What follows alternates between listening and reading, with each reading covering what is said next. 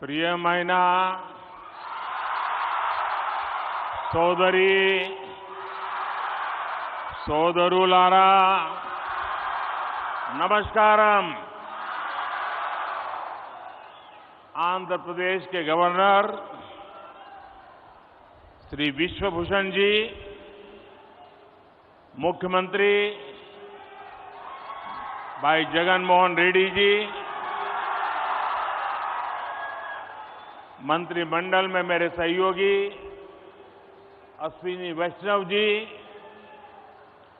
यहां उपस्थित अन्य महानुभाव और आंध्र प्रदेश के मेरे प्यारे भाई और बहनों, आंध्र प्रदेश गवर्नर श्री हरिचंदन विश्वभूषण गारिकी, मुख्यमंत्री श्री जगन मोहन रेड्डी गारिकी, केंद्र प्रभुत्वंलो ना सहचर मंत्री श्री अश्विनी वैष्णव गारिकी, అలాగే ఇక్కడ ఉపస్థితులైన అందరూ మహానుభావులకి మరియు ఆంధ్రప్రదేశ్ సోదరి సోదరులందరికీ నమస్కారం। कुछ महीने पहले ही मुझे विप्लव विरुडू अल्लूरू सीताराम राजू जी की 125वीं जन्म जयंती के कार्यक्रम में आप सबके बीच आने का सौभाग्य मिला था। కొన్ని నెలల ముందు నేను విప్లవ వీరుడు అల్లూరి సీతారామరాజు 120వ జన్మ జయంతికి వచ్చే సౌభాగ్యం కలిగింది। आज एक बार फिर मैं एक ऐसे अवसर पर आंध्र की धरती पर आया हूं जो आंध्र प्रदेश और विशाखापट्टनम के लिए बहुत बड़ा दिन है। ఇటువంటి ఇంకో అవకాశం ప్రాంతానికి వచ్చింది। ఇది ఆంధ్రప్రదేశ్ మరియు విశాఖపట్నానికి గొప్ప దినం। विशाखापट्टनम भारत का एक विशेष पट्टनम है।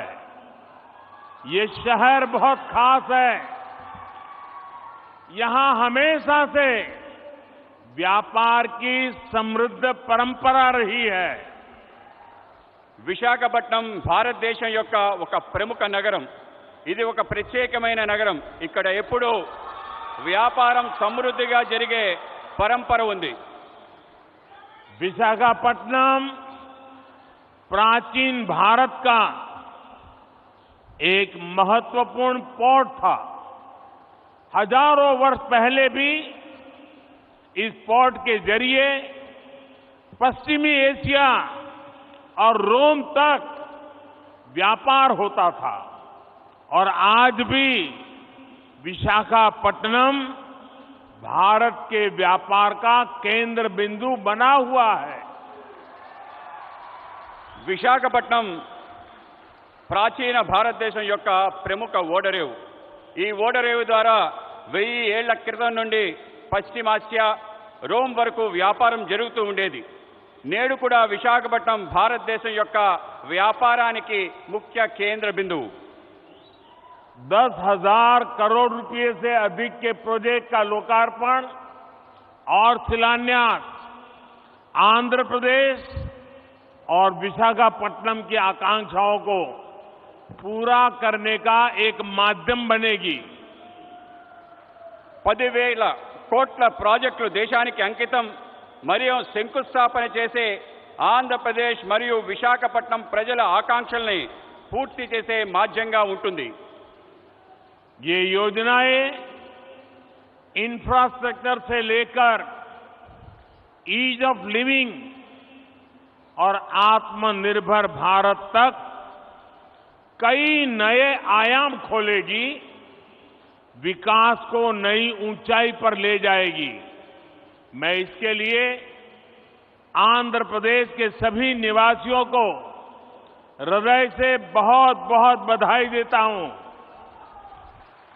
ఈ పథకాలు మౌలిక సదుపాయాల వల్ల సులభతర జీవితానికి, స్వయం సమృద్ధి భారత సాకారానికి అనేక అవకాశాలు కల్పిస్తుంది। ఇది అభివృద్ధి యొక్క కొత్త శిఖరాలు చేరుకోవడానికి తోడ్పాటు అందిస్తుంది। నేను ఇందుకోసం ఆంధ్రప్రదేశ్లో నివాసం ఉంటున్న అందరికీ హృదయపూర్వక అభినందనలు తెలుపుతున్నాను। मैं इस अवसर पर हमारे देश के पूर्व उपराष्ट्रपति श्री वेंकैया नायडू गारू का भी और श्री हरिबाबू का भी धन्यवाद करना चाहता हूं। वो जब भी मिलते हैं तो आंध्र के विकास के बारे में हमारी काफी बातें होती हैं। आंध्र के लिए उनका प्यार और समर्पण अतुलनीय है। నేను ఈ సందర్భంగా మన దేశ మాజీ ఉపరాష్ట్రపతి శ్రీ వెంకయ్య నాయుడు గారికి హరిబాబు గారికి ధన్యవాదాలు తెలియజేస్తున్నాను. వాళ్ళు ఎప్పుడు నన్ను కలిసినా ఆంధ్ర ప్రాంతం యొక్క అభివృద్ధి వికాసం గురించే మాట్లాడుతుండేవారు. ఆంధ్ర ప్రాంత ప్రజల పట్ల వాళ్ళకి ప్రేమ అంకిత భావం కొలమానం లేనిది. साथियों, आंध्र प्रदेश के लोगों की एक बहुत खास बात होती है कि वो स्वभाव से बहुत स्नेही और उद्यमी होते हैं। आज तकरीबन दुनिया के हर कोने में, हर काम में आंध्र प्रदेश के लोग अपनी प्रतिभा का प्रदर्शन कर रहे हैं। మిత్రులారా, ఆంధ్రప్రదేశ్ ప్రజలకి ఒక ప్రత్యేకత ఉంది.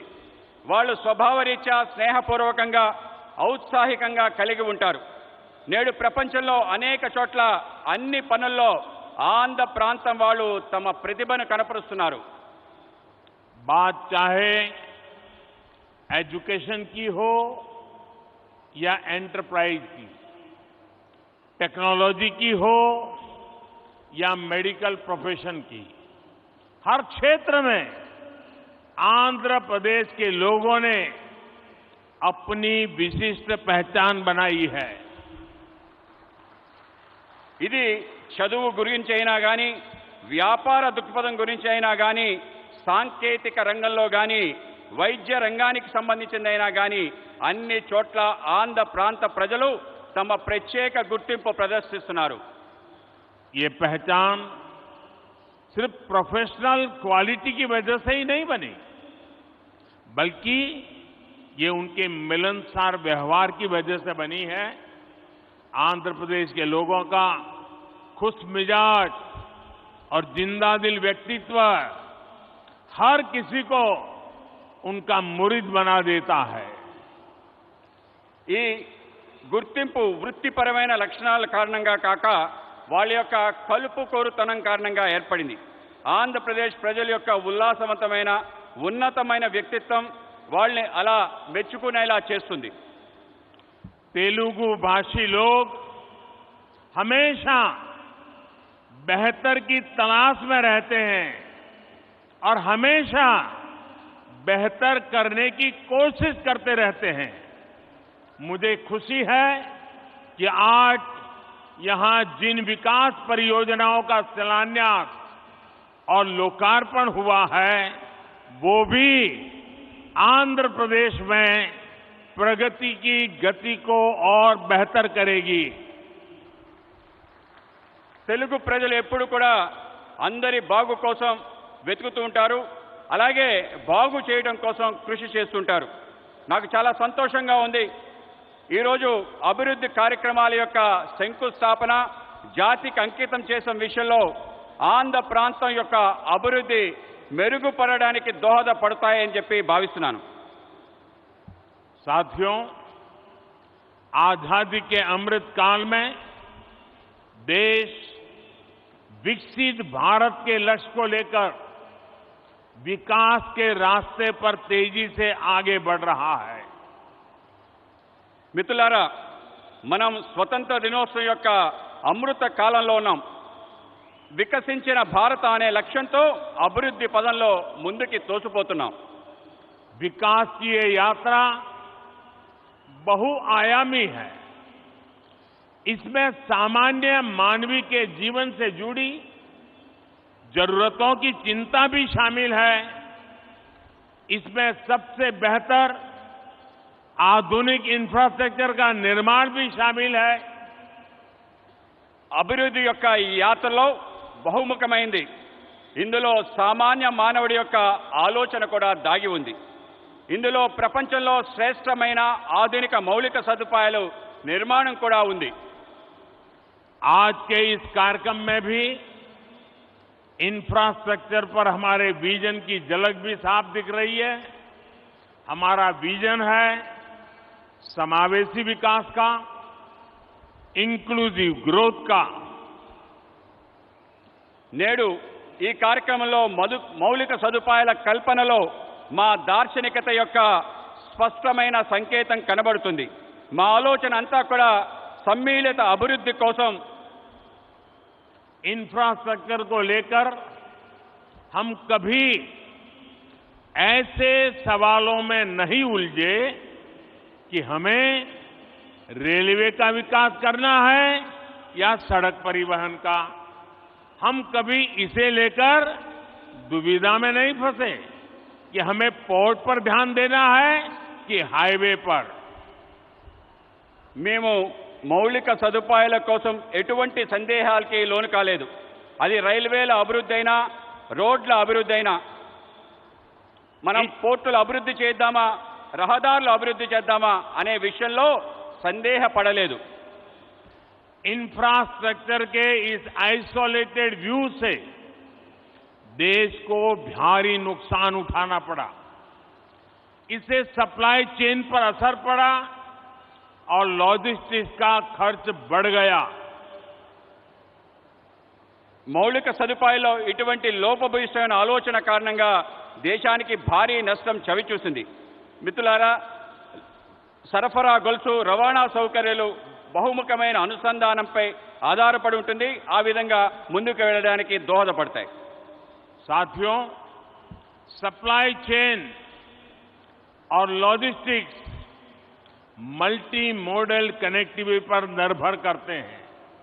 इसलिए हमने इंफ्रास्ट्रक्चर के विकास को लेकर के नई अप्रोच अपनाई. हमने विकास के इंटीग्रेटेड व्यू को महत्व दिया. మిత్రులారా, సరఫరా గొలుసు బహుముఖమైన అనుసంధానంపై ఆధారపడి ఉంటుంది. ఇందుకోసం మేము మౌలిక సదుపాయాల కోసం ప్రత్యేకమైన ఒక కొత్త పద్ధతిని ప్రారంభించాం. మౌలిక సదుపాయాలు ఏకీకృత ఆలోచనలకు పెద్దపీట వేశాం. आज जिस इकोनॉमिक कॉरिडोर की नींव रखी गई है उसमें 6 लेन वाली सड़क का प्रावधान है. पोर्ट तक पहुंचने के लिए एक अलग सड़क भी बनाई जाएगी. एक तरफ हम विशाखापट्टनम रेलवे स्टेशन को संवार रहे हैं तो दूसरी तरफ फिशिंग हार्बर को अत्याधुनिक बना रहे हैं. నేడు ఎకనామిక్ కారిడార్ ఆర్థిక లోగుల గురించి ఆలోచిస్తున్నాము. అందులో 6 రోడ్ల సదుపాయం గురించి ఉంది. పోర్టు వరకు చేరడం కోసం ఒక ప్రత్యేకమైన రోడ్డు నిర్మాణం చేయడం జరుగుతుంది. ఒక పక్క విశాఖపట్నం రైల్వే స్టేషన్ని ఆధునీకరిస్తున్నాయి, ఇంకో పక్క మన చేపల రేవుని కూడా ఆధునీకరిస్తున్నాం. साथियों, इंफ्रास्ट्रक्चर का ये इंटीग्रेटेड व्यू पीएम गति शक्ति नेशनल मास्टर प्लान की वजह से संभव हुआ है. गति शक्ति प्लान से न सिर्फ इंफ्रास्ट्रक्चर निर्माण की रफ्तार तेज हुई है, बल्कि इससे परियोजनाओं पर लगने वाला खर्च भी कम हुआ है.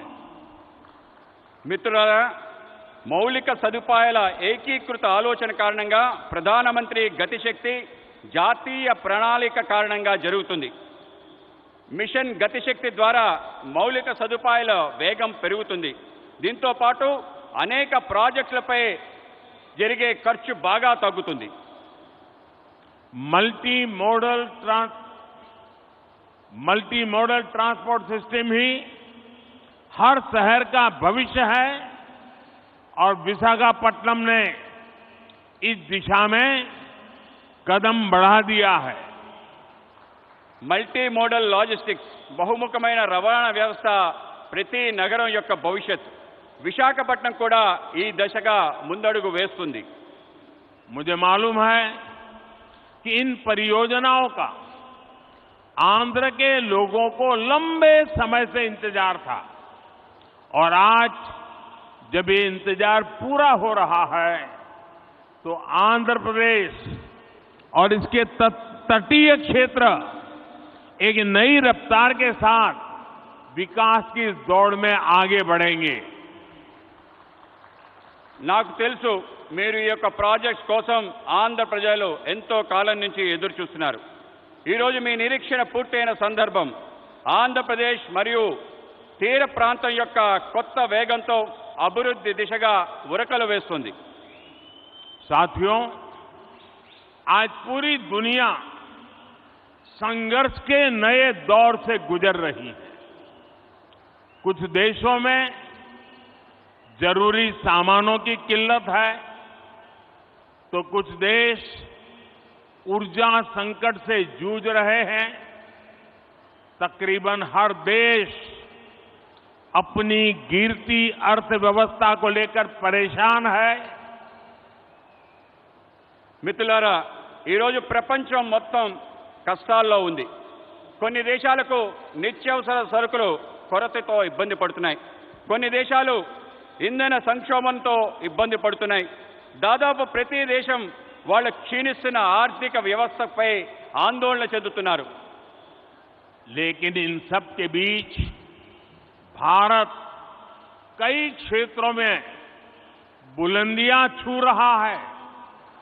भारत विकास की नई गाथा लिख रहा है और इसे सिर्फ आप ही महसूस नहीं कर रहे हैं बल्कि दुनिया भी बड़े गौर से आपकी तरफ देख रही है। కానీ ఇటువంటి కష్టకాలంలో భారతదేశం అనేక సవాళ్ల మధ్య కొత్త ఎత్తులు చేరుకుంటుంది. భారతదేశం ఒక సరికొత్త అభివృద్ధి చరిత్ర రాస్తుంది. ఇది కేవలం మనం అనుభవిస్తుందే కాదు, ప్రపంచం మొత్తం మన వైపు చూస్తుంది. आप देख रहे होंगे कि कैसे एक्सपर्ट और बुद्धिजीवी भारत की प्रशंसा कर रहे हैं। आज भारत पूरी दुनिया की उम्मीदों का केंद्र बिंदु बन गया है।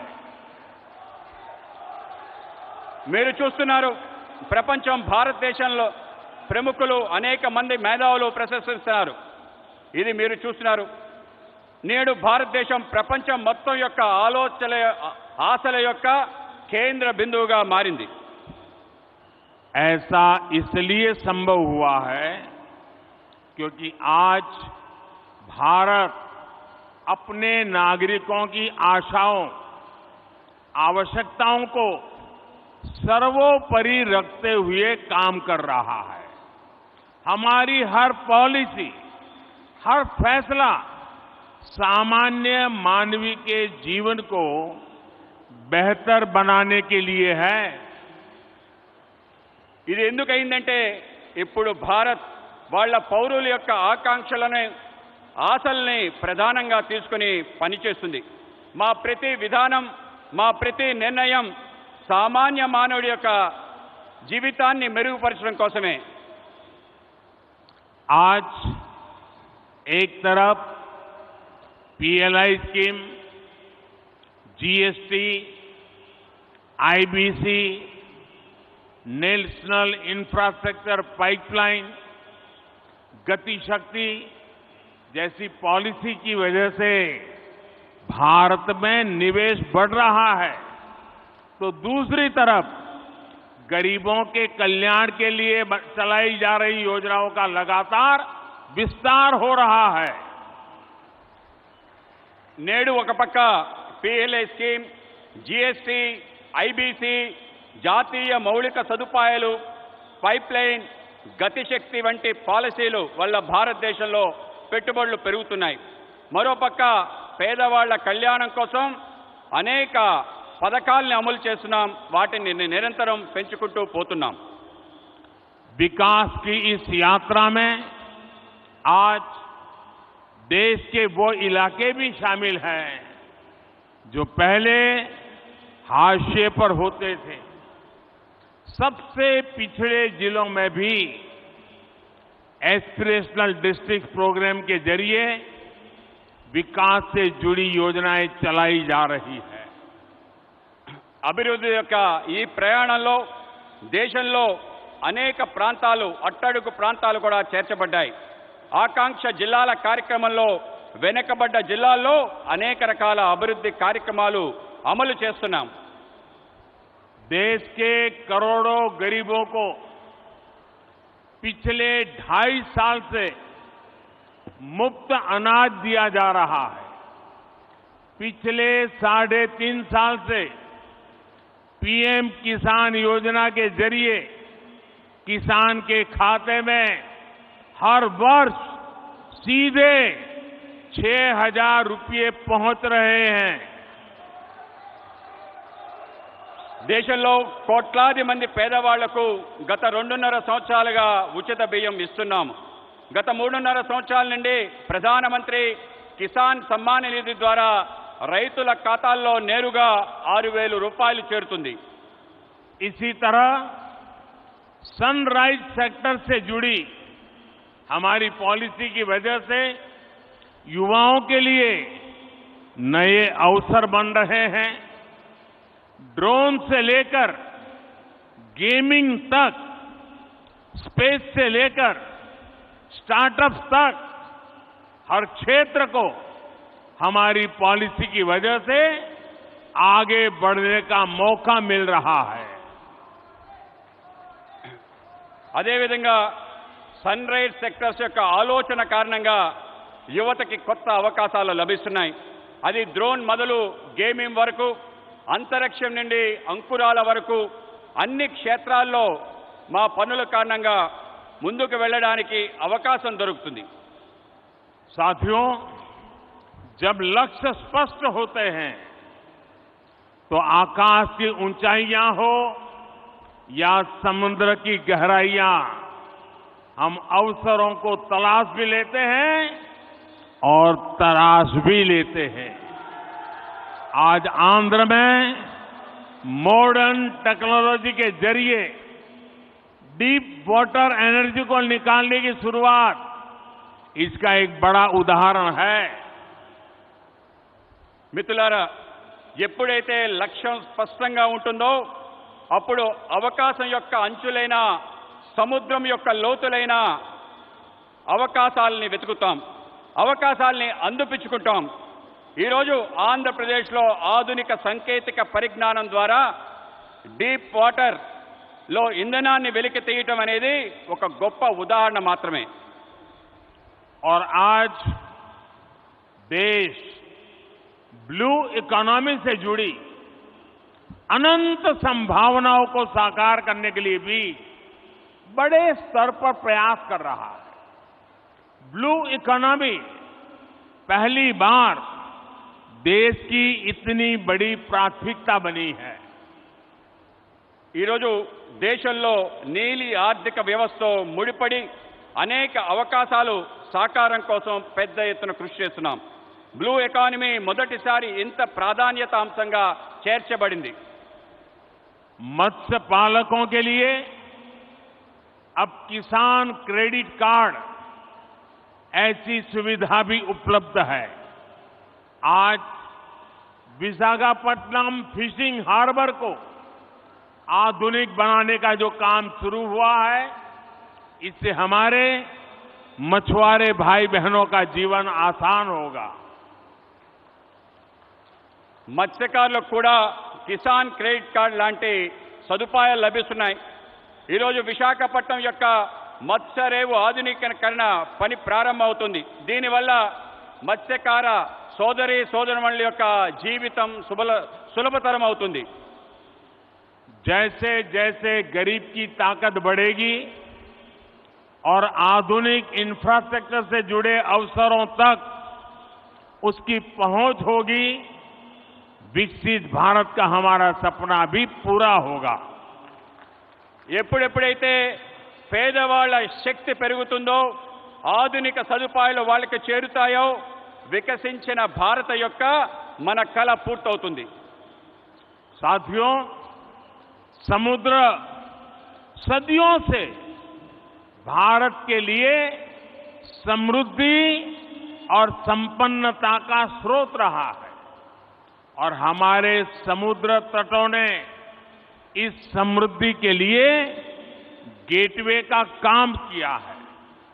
आज देश में पोर्ट लेड डेवलपमेंट के लिए